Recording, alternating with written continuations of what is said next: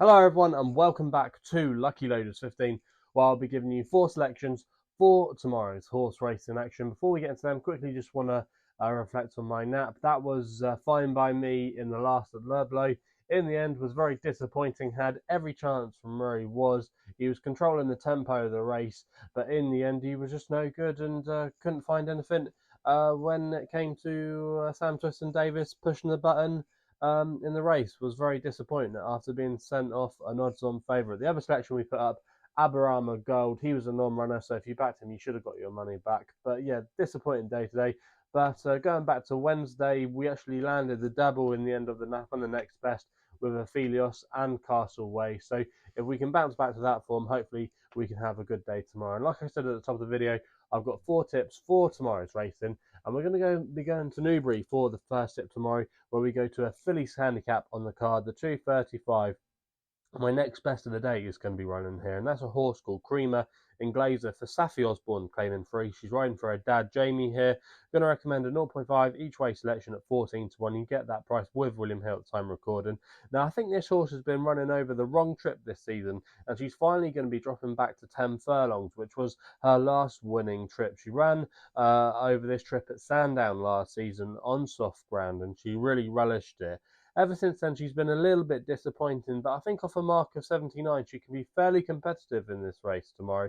Her last effort at Newmarket, when she finished 5th in a Class 2 fillies handicap, actually wasn't a bad run, and I just think, I say, over a mile and a half, I just think she's pretty vulnerable over that trip, and over this trip, this is more her cup of tea. So I think a big price tomorrow, she can maybe pull off a surprise here, and yeah, for me, I think she's overpriced. She's pretty versatile tactically as well, and Safi as well has been in great form. So for me, I think she can definitely outrun her odds, and she can get us off to a good start. We then go to my NAF of the day, which runs in the 3:30 at Doncaster.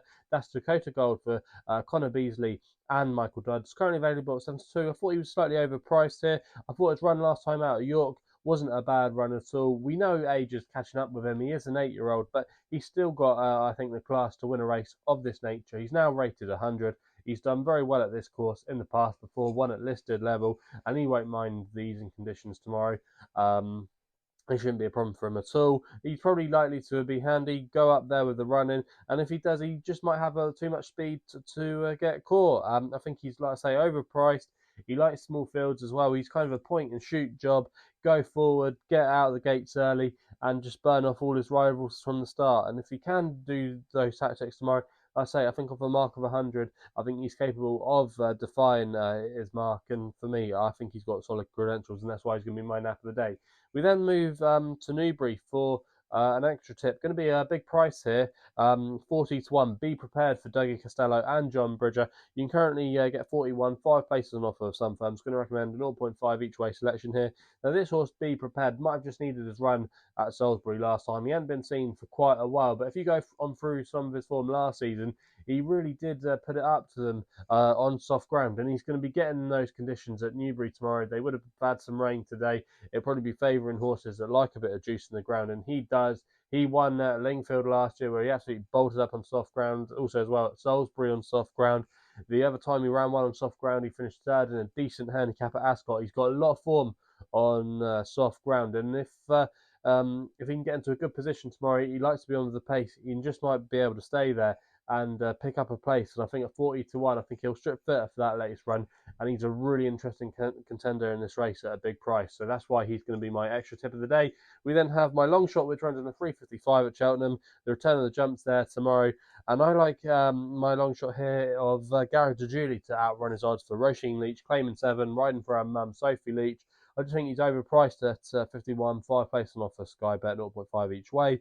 This horse, Garo Juiley, on his day is no mug, and has done well in the past when previously trained by Paul Nicholls, and even Sophie Leach has got a good tune out of him. He's done quite well over in France. He was last seen running over there when finishing 5th at Nantes, where I actually think he didn't shape too badly, and I think he just got tired late on. I think he might have needed that run, and he's likely to be ridden under prominent tactics tomorrow, and if he is deployed that way, he could take a little bit of pegging back, and he could definitely be there going over the last hurdle at a big price.